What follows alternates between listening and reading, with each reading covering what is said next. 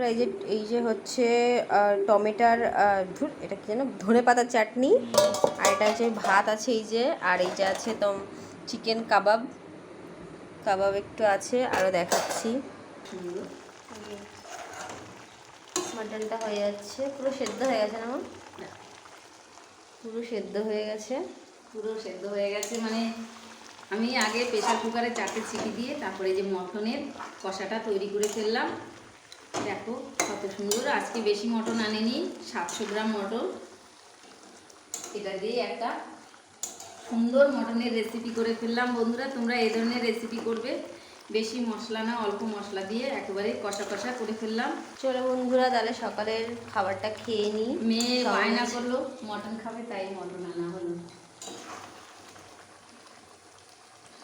যে হয়ে গেছে, আমি এখন নামিয়ে নিচ্ছি।